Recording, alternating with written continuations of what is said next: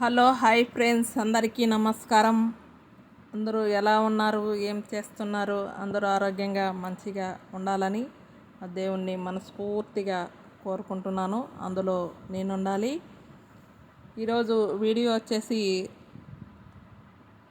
టమాటా నిలవ పచ్చడి చాలా సింపుల్గా ఈజీగా చేసుకోవచ్చు. ఉడకపెట్టి చేయకుండా టమాటా ముక్కలు ఎండబెట్టి నిలవ పచ్చడి అనేది చేసేది చూపిస్తాను. చాలా మంచిగా రుచిగా కూడా ఉంటుంది. మనకు నిలవ అనేది చాలా రోజులు ఉంటుంది. ఈ విధంగా మీరు కూడా చేసుకొని తిని ఎలా ఉందో కామెంట్ బాక్స్లో కామెంట్ పెట్టండి. వీడియోలోకి వెళ్దాం. నేను 2 కిలోలు టమాటాలు మంచిగా పండుగా మాగిన టమాటాలు అనేది 2 కిలోలు తీసుకున్నాను. ఆ తర్వాత వచ్చేసి ఒక సెరవలోకి వేసేసి మంచిగా శుభ్రంగా టమాటాలు అనేది ఈ విధంగా పిసికేసి శుభ్రంగా వాటర్లో కడిగి ఒక బట్ట మీద వేసేస్తున్నాను.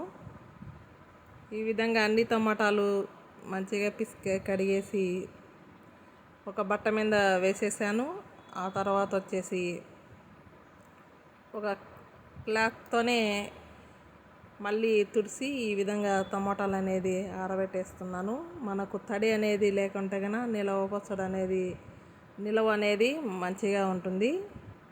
ఈ విధంగా టమాటా మొత్తం అన్నీ ఈ విధంగా తుడిచేసి పెట్టేశాను.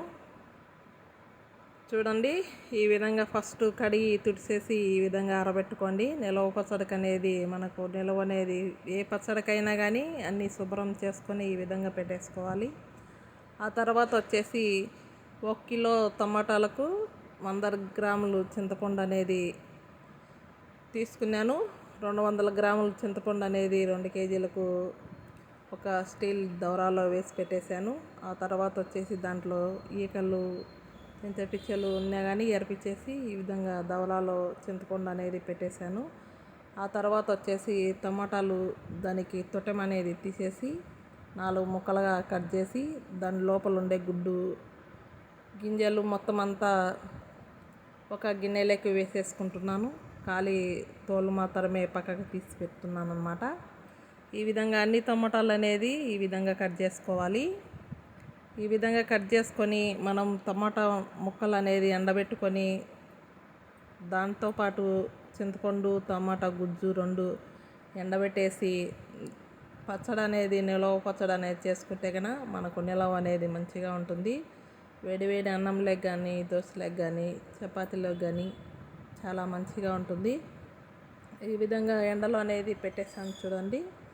ఆ తర్వాత వచ్చేసి ఈ విధంగా టమాటా ముక్కలు కూడా చూడండి బాగా ఎండిపోయి దగ్గరగా అనేది వచ్చేసాయి. మన గుజ్జు కూడా ఎండింది. ఇప్పుడు ఫస్ట్ టమాటా ముక్కలు మాత్రమే మిక్సీ జార్లోకి వేసేసి మిక్సీలో పట్టుకున్నాం. అలాగే ఒక 8-10 వెల్లిపాయలు కూడా ఒలిసి వేసేస్తున్నాను టమాటా ముక్కలకి. ఈ విధంగా ఫస్ట్ మిక్సీ జార్లో టమాటా ముక్కలు అనేది పట్టేశాను. ఆ తర్వాత వచ్చేసి టమాటా ముక్కలు పట్టేసిన తర్వాత మనం గుజ్జు చింతపండు నానబెట్టినది కూడా ఈ విధంగా పట్టేసుకుంటున్నాను. ఫస్ట్ మనం టమాటా తోళ్ళు అనేది ఈ విధంగా మెత్తగా అనేది పట్టేసుకోవాలి. ఆ తర్వాత వచ్చేసి టమాటాలు చింతపండు నానబెట్టినది కూడా వేస్తుంటే దాంట్లో కూడా 8-10 ఎల్లిపాయలు వేసేసి మెత్తగా రుబ్బకచ్చుకున్నాను. ఈ విధంగా చూడండి, మన టమాటా తోళ్ళు అనేది బాగా రెడ్గా ఉన్నాయి. చింతపండు టమాటా గుజ్జులో కలిపి పెట్టాం కాబట్టి ఇది సపరేట్ అనేది పడుతున్నాం అన్నమాట. మనకు సరిపడే టేస్ట్ తగ్గట్టు సరిపడే ఉప్పు వేసేసాను, కల్లుప్పు. కొంచెం కారం కూడా మనకు సరిపడే కారం కూడా వేసుకోవాలి. ఒక 3-4 టేబుల్ స్పూన్లు కారం అనేది వేసేస్తున్నాను. ఈ విధంగా మిక్సీ జార్లోనే కొలతలు లేకుండానే ఈ విధంగా కారం ఉప్పు అనేది వేసేసుకున్నాను. కొందరు కారం ఎక్కువ తినేవాళ్ళు ఉంటారు, కొందరు కారం తిన్నోళ్ళు కూడా ఉంటారు కదా. చూసి వేసుకోండి. నిలవ పచ్చడికి అనేది మనం కారం ఉప్పు సరిపడే వేస్తేనే మనకు నిలవ అనేది మంచిగా ఉంటుంది. ఇప్పుడు చూడండి, చింతపండు టమాటా గుజ్జు అలాగే ముందే రుబ్బి పెట్టుకున్న టమాటా తోళ్ళు మొత్తం అంతా కలిపేస్తున్నాను. ఒక స్పూన్ తోటి ఈ విధంగా కలిపేసుకోండి.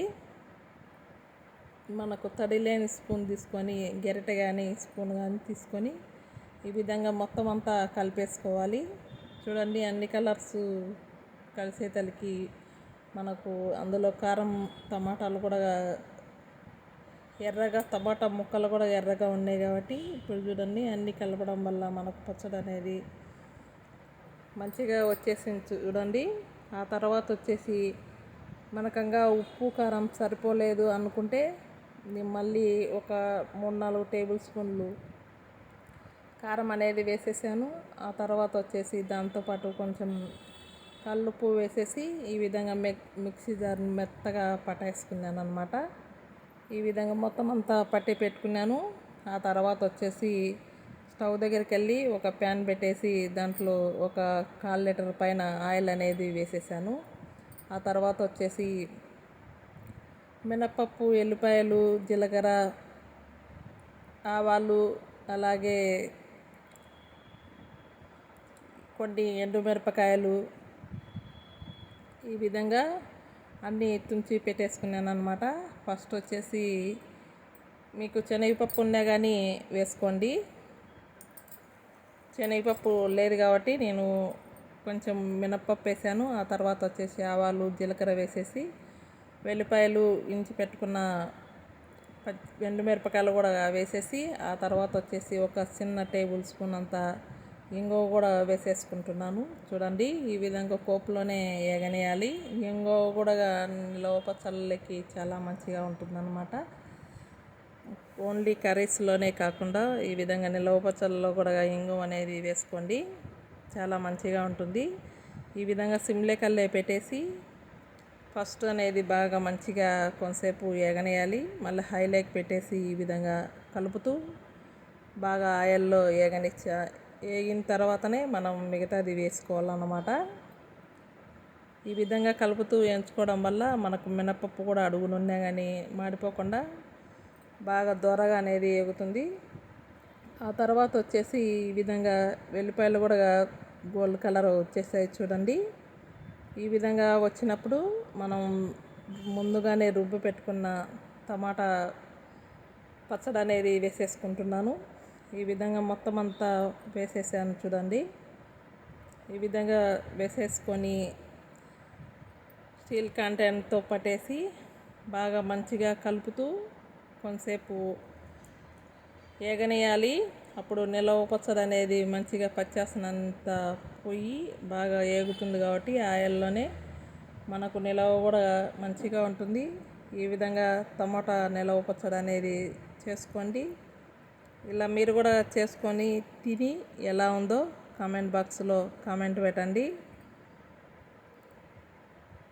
టమాటా నిలవ పచ్చడి అనేది రెడీ అయింది. నా వీడియో నచ్చితే లైక్ కొట్టండి. సబ్స్క్రైబ్ చేసుకున్న వాళ్ళైనా కొత్తగా చూసే వాళ్ళైనా కానీ please subscribe to my channel. ఒకసారి సబ్స్క్రైబ్ చేసుకుని బెల్ ఐకాన్ నొక్కితే నేను పెట్టిన వీడియోస్ అనేది కంటిన్యూగా వస్తూ ఉంటాయి. ఇలా మనకు మంచిగా చల్లారిపోయిన తర్వాత పచ్చడి అనేది ఒక రాత్రి అంతా నేను అట్లే కడాయిలోనే వదిలేసాను. ఆ తర్వాత వచ్చేసి ఈ విధంగా ఒక గాజు బట్టలకి వెత్తి పెట్టుకుంటున్నాను అన్నమాట. ఈ విధంగా గాజు బట్టలు అనేది బాగా శుభ్రంగా కడిగేసి ఎండలో పెట్టుకొని ఈ విధంగా గాజు బట్టలకి అలాగే పింగాణి దాంట్లోకి డైలీ యూజ్కి వేసుకుందామని చెప్పేసి ఈ విధంగా 2 దంటల్లో వేసి పెట్టేసుకున్నాను. మనం తడి తగల కంటే గన నిలవ పచ్చడి అనేది చాలా మంచిగా ఉంటుంది. మరొక మంచి వీడియోతో మేము ముందుకు వస్తూనే ఉంటాను. వీడియో చూసే ముందు ఒక చిన్న లైక్ అయితే కొట్టండి. Thank you for watching. Bye అండి.